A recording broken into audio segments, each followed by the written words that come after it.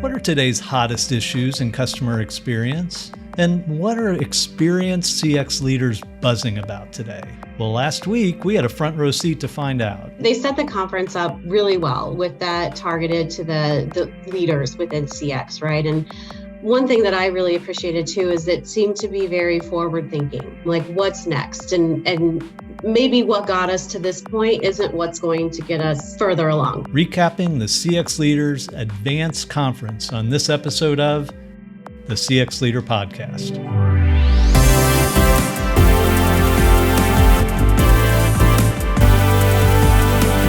The CX Leader Podcast with Steve Walker is produced by Walker, an experience management firm that helps our clients accelerate their XM success. You can find out more at walkerinfo.com. Hello, everyone. I'm Pat Gibbons. Today, I'm the guest host for the CX Leader Podcast, filling in for Steve Walker, and I'm glad you're listening. We say it all the time. It's never been a better time to be a CX leader, and on this podcast, we explore the topics and themes to help leaders like you deliver amazing experiences for your customers. You know, we have mentioned the Customer Experience Professionals Association countless times on this podcast, and with good reason. The CXPA offers excellent resources, support services, and most importantly, networking opportunities for CX professionals. Well, one of those opportunities is the CX Leaders Advanced Conference, which was recently held in Orlando, Florida. The event offered CX leaders an opportunity to discuss today's most pressing challenges that CX leaders are facing. Well, as a company that likes to consider itself a leader in the CX community, we at Walker couldn't pass up the opportunity to have some of our own people attend the event, and they are here to report back. Sheila March is a vice president in our client services group, and Dr. Troy Powell is a VP of strategy and analytics. Both no strangers to the CX Leader Podcast. They've been on before, and they're going to recap their time at the CX Leader Advanced Conference. Sheila, Troy, welcome back to the CX Leader Podcast. Thanks, Pat. Great to be back. Always good, Pat. All right. Well, it's great to have both of you. We have been involved in the CXPA, well, since the beginning, since 2011. But it's gone through an interesting time over the last few years. So this is, they thrive on people getting together, sharing ideas, and so forth. And but this is the first time they have had a conference of any size since before the pandemic. So to start off, give me a feel. What was the energy like? Sheila, what do you think? I thought the energy was amazing. I've been to 3 conferences prior to this one. And I mean, me personally, I almost forgot how much I enjoyed being in a room with these CX professionals. I think the big thing was just, this was our chance to have that connection with others that have the same passion around, that work to make things better and improve experiences for customers all around. And I think there was just an overall feeling of excitement, and just everybody was really happy to be there. Yeah, it is a spirited group. Troy, anything to add? I'd say it was very good. And this was kind of my first in-person conference since COVID, really. And it was nice. It was a smaller one, so you didn't feel, too overwhelmed. And you do realize how much socializing all day does take some energy nowadays. Yeah. But it was great. And I think everybody really appreciated the face-to-face time and just the random conversations you get by bumping into people. Yeah. Well, and this one was a little bit different. And I kind of acknowledge that the CXPA, rather than jumping back into this and doing a come one, come all thing, it was a little more focused on kind of a more senior level audience, people that probably the majority of them were certified customer experience professionals, or CCXPs as we call them. So the topics were probably a little bit different. Maybe you can give kind of an overview of some of the big themes or the structure of the event. Troy, you want to take a shot at that? Yeah, so it really was, focused more on people who were kind of leading CX in different organizations who were in there. And And so each session was quite a bit longer than normal, about an hour and 15 minutes for most of the sessions. And they were very clear kind of upfront with presenters that about 30 to 45 minutes of that time, they wanted it to be, interactive. So where the group is discussing some topic or doing some activity. So I think that was really helpful because this tended to be a group who really wanted to engage and learn just as much from their colleagues as from the people presenting.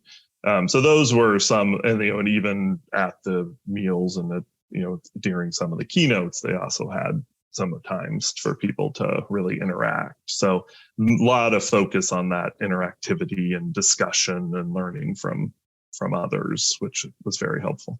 Yeah. And I think CXPA has always put an emphasis on kind of sharing ideas and everything. Did that work pretty well, Sheila, that the way they structured that?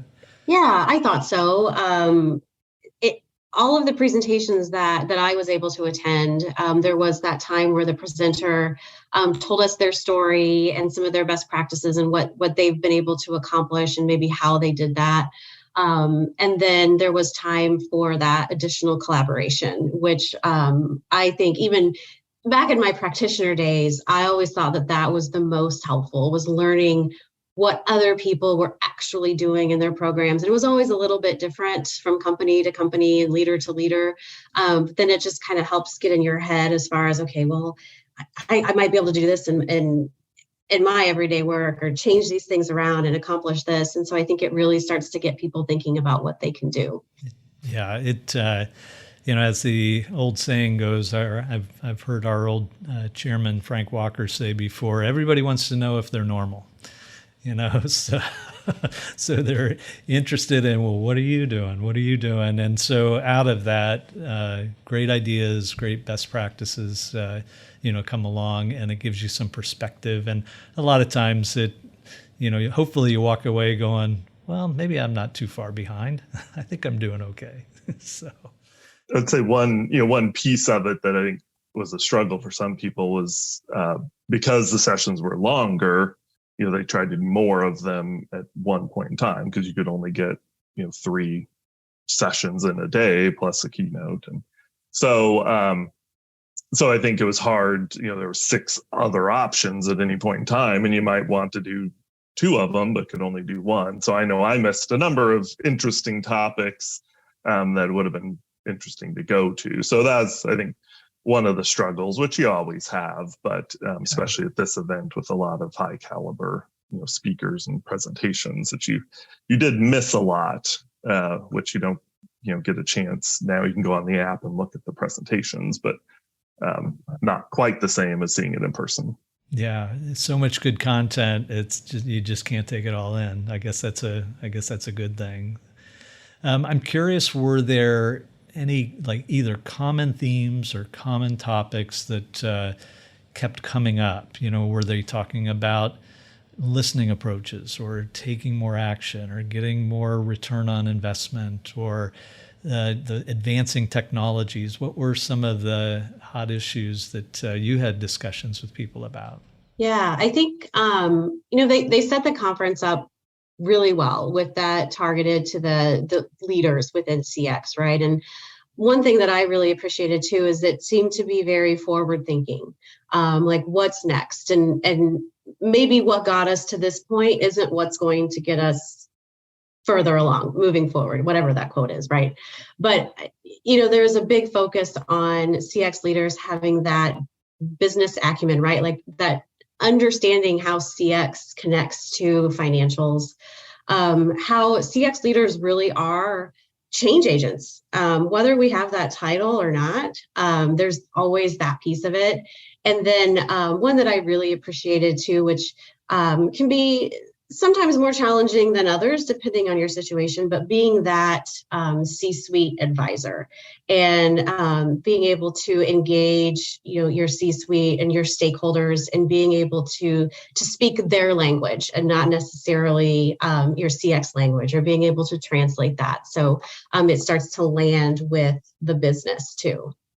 Yeah, Troy, what were some of the key conversations you were buzzing about?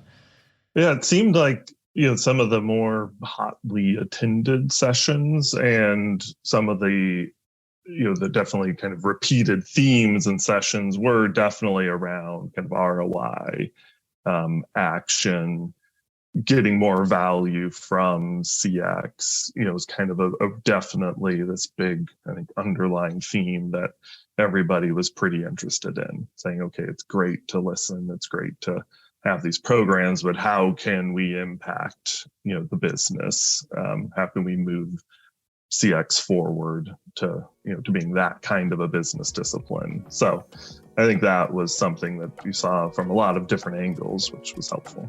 Yeah, all the you can do all the surveys in the world, all the analytics in the world, but it's got to connect back to growth or cost savings or profits and all that. And it's tough to line all that up. So that's always a relevant theme.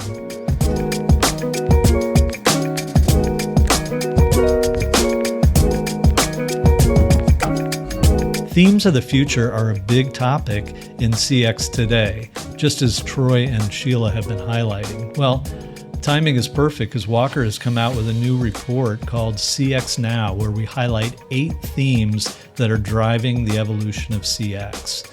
We have both a podcast series and a booklet with blogs and lots of information. So check it out. It's at walkerinfo.com/CXNow.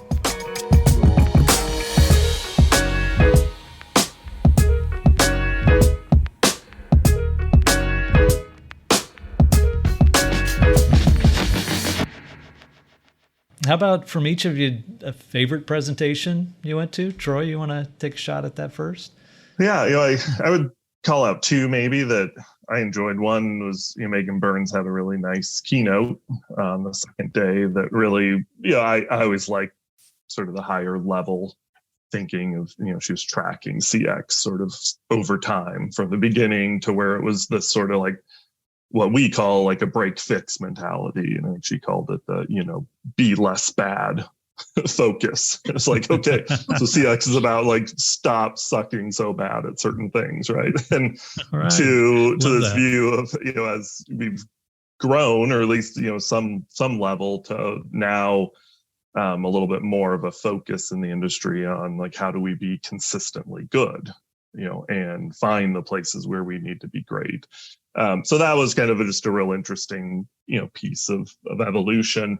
And then Brian Sander from AAA had a nice presentation on ROI from a C-level perspective, like how do you get attention?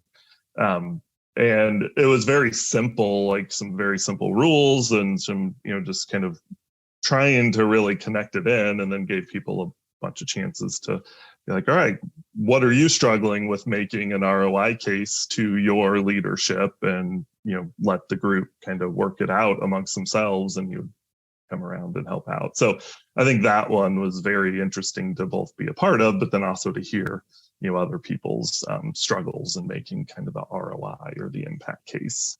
Yeah, those both sound interesting. Yeah, Sheila, what about you? I was going to say, Troy, those were a couple that I jotted preparing for Pat's questions.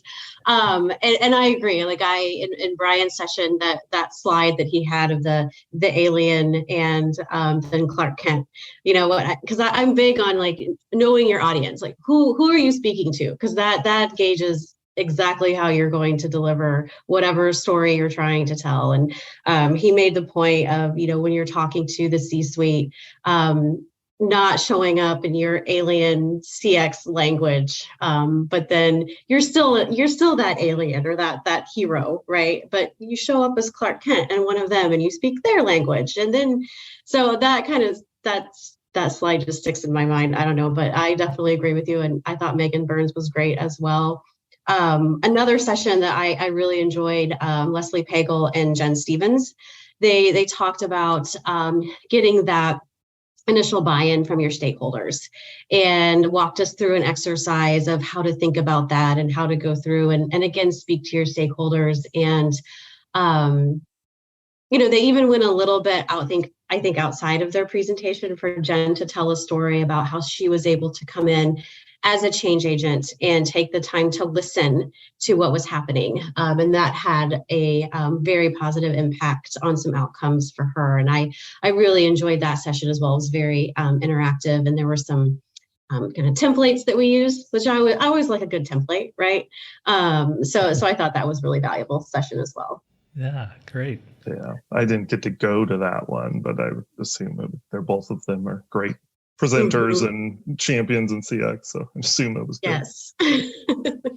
So for those that are, walking away from the conference, are there certain trends that you think they're kind of saying, yeah, these are things I need to be thinking about? I know the theme was to kind of think about what's next. How is this evolving? And do you think there were some things that they said, wow, it's opened my eyes to know that it's going to be different in the coming years and I got to get ready for it? What were some of those things? I think, again, there's this consistency about the need for CX professionals to be a part of the business, to be connected to the business.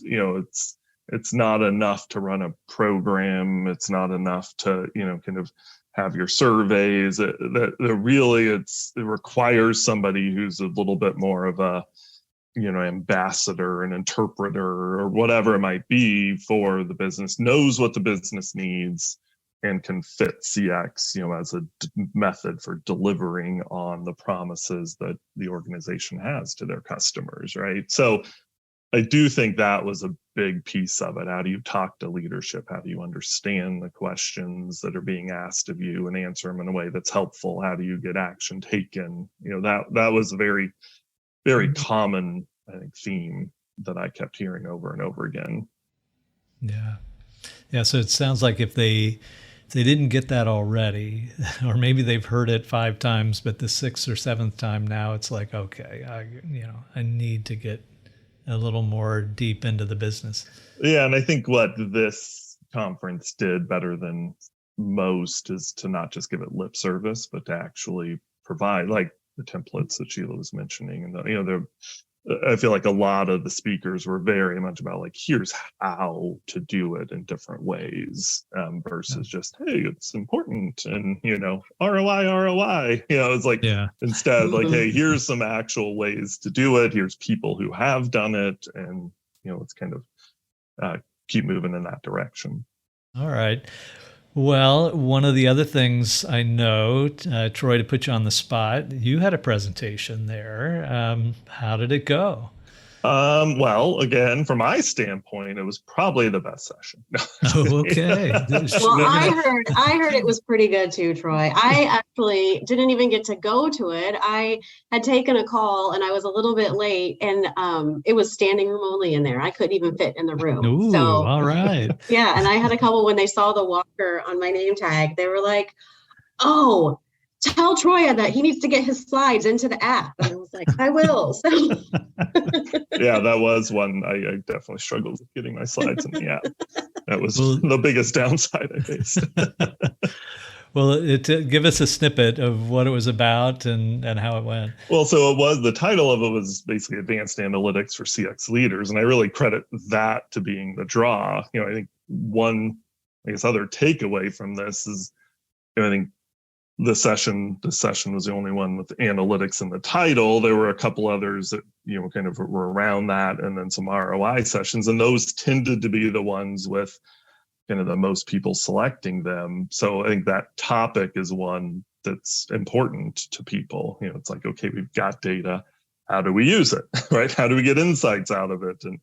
And so I took the tack knowing most of the people in the room probably weren't the ones doing the analytics. Some of them probably were, because they're like one-person shops, but so really taking the tack of, equipping them as kind of this, I call them the analytics translators, going back to a HBR article from a few years ago. So the idea that, their goal is to understand what the business needs, translate that into kind of analytics, an analytic framework and approach that then analysts could take and, run the actual details. They can manage that and then turn around and take the findings and interpret them for the business, right? So that role being really key and something that CX doesn't always have. And so I tried to equip them with just some frameworks and some approaches for how to do that. What questions to ask, how to think about the analytics in a way that provides more value and push it up the value stack. And then gave them a good amount of time to just talk through some of their specific, questions that they're trying to address with their table mates. And so, as we try to cover a lot, anytime it's analytics, there's a whole lot of people coming for a whole lot of different reasons. So I'm sure some people walked out being like, that was completely unhelpful because they were looking for, a discussion on the latest AI algorithms or something, which was not the point of it. But some people seem to get the value out of it. And so I think it is an area that, we can probably do more in trying to help and equip, the average CX leader with, how do you engage with analytics to get those insights? But the point of all of it, I said probably more times than I needed to, is your analytics need to inform a decision, right? Like you need to understand, how is the organization going to use this to make a better, faster, decision before you do anything. So we kind of, did a lot of that at the beginning as well. Well, it sounds like a really good perspective and a lot of good value that you were able to share. All right. Well, we have come to that point that we do in every one of our podcasts where we ask you for the one tip. We call it the take-home value. What's one thing that each of you took away from the conference that you can share? And ideally, it'd be something that people can put to use right away. Sheila, you want to go first? So many things. I think what I'll share today is fairly, kind of simple, maybe, but I think CX leaders, no matter how we think of ourselves, we are change agents, whether it's changing things for our customers, our end users, for our internal employees, if there's employee experience involved, which there should be. But I think it's really important to always take a step back and listen. Listen to how others view the situation. And that also can make you more of an empathetic leader as well, and helps you to have those important conversations moving forward, those conversations with your stakeholders, customers, other employees that you work with as well. So I think, one of the things that I took away was from Jen and Leslie's presentation was that, just take a step back and listen. Listen to what's going on in the area and how you need to start communicating your plans and goals to help others and support them. It's great advice. All right, Troy. Yeah, I think mine was maybe a little bit broader, something I observed there that just reinforced for me the fact that there's still, so even though this was a select group, and they tended to be people leading CX programs, there was still, I'd say, the majority of people who were shepherding a very new or immature program and trying to figure out, how do I take it to the next level amidst all the specific peculiarities of my organization. And so, even here where we would think there would be a whole lot more of maturity and experience and really big programs, still within CX, we just have a lot of starters. And whether that's, they're just starting with CX or it's a program that's kind of been at an immature stage and now somebody's trying to, bring it forward. So I asked that question in one of the sessions, even like, okay, we're talking about some of these high level, things, but how if you're just starting out, what do? You say, hey, that's great, but I've got to get there before I can do some of the things we were talking about. And I think the feedback was great in that they're like, hey, talk to us. Like, people have done this, right? There are mature CX programs out there. There are leaders who have built that. And so I think opportunities like this conference, or CXPA has like local groups you can join, or all sorts of digital options that aren't related to CXPA, but find people who have done it and connect and learn and just continue to listen, because there has been a path blazed, and while it's not maybe exactly the path you're going to be on, there's things you can learn from that to accelerate your advancement and maturity beyond what people could do before you. So it was a great example of getting to see some of that in action for a lot of people, where light bulbs were going off like, oh, I'm going to go home and do that. So I would just encourage everybody to engage in that activity. Yeah. There is a lot of knowledge out there. And whether it's online through the CXPA community, or if there's a local group in your area, there's so much to learn from others that are going through many of the same things you are. Well, Sheila March is a vice president in our client services group, and Dr. Troy Powell is the VP of strategy and analytics, both colleagues of mine here at Walker. Troy, Sheila, as always, thank you for being on the CX Leader podcast. Thank you. Thanks, Pat. And I know both of you are on LinkedIn. That's a great way to reach both of you if people have questions. And of course, if you want to talk about anything you heard on this podcast or how Walker can help you with your business's customer experience programs, feel free to email us at podcast@walkerinfo.com. Remember to give the CX Leader podcast a rating through your podcast service and give us a review. Your feedback is going to help us improve the show and deliver the best possible value to you, our listeners.